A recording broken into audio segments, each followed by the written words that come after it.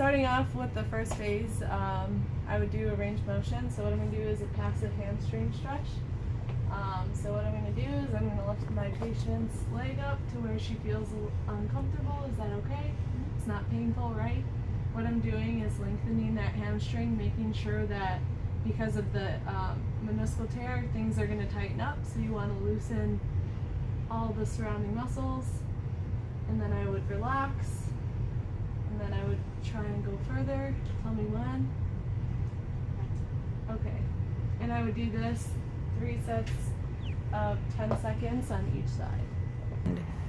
Another range of motion exercise you could do is you have a bolster and you have their leg on the bolster right under their knee, and what you're going to have them do is try and make a quad contraction, and this is working on making that quad contraction and also increasing and making sure that knee extension doesn't get locked after surgery.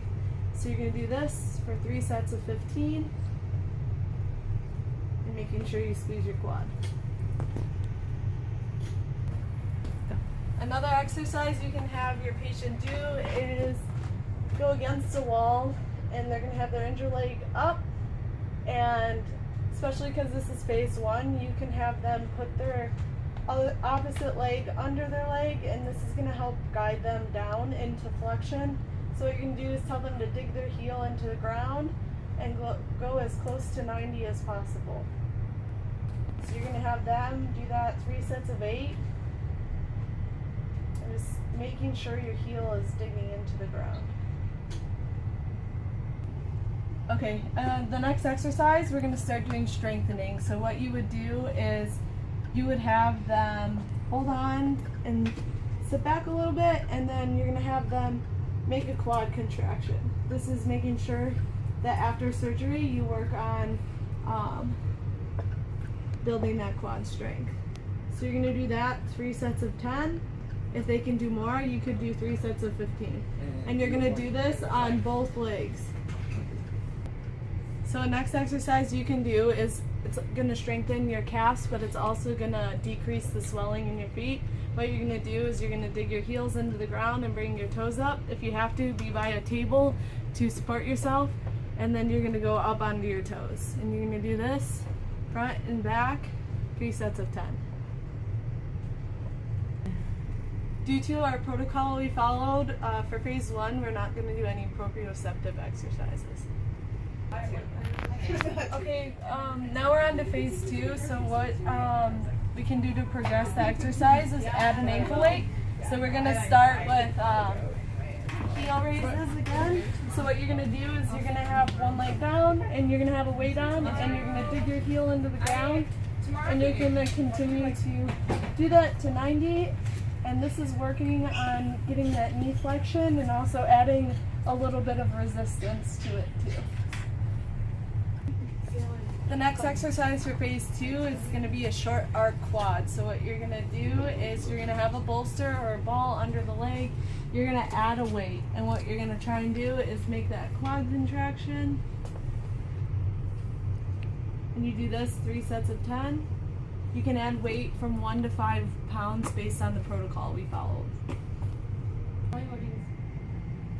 The next exercise we're going to do is a long arc quad. So their legs are hanging off the end of the table. We have a 1 to 5 pound weight based on our protocol for phase 2, and you're going to have them extend their knee, making sure they make that quad contraction.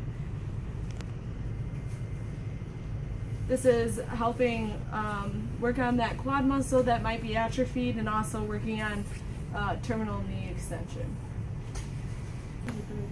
Okay, next we're going to move on to strength. So what I'm going to do is I'm going to be on one leg, the injured leg, and we're going to be in a brace, and I'm going to have someone throw a ball to me.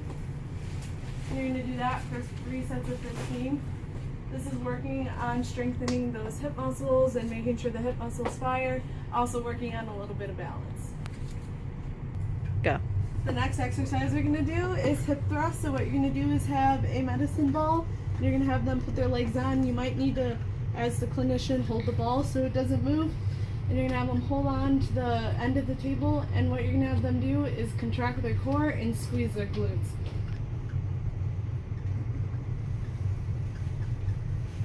you're gonna have them do that for 3 sets of 15. This is working on keeping that core stabilized and using your glutes and your hip muscles.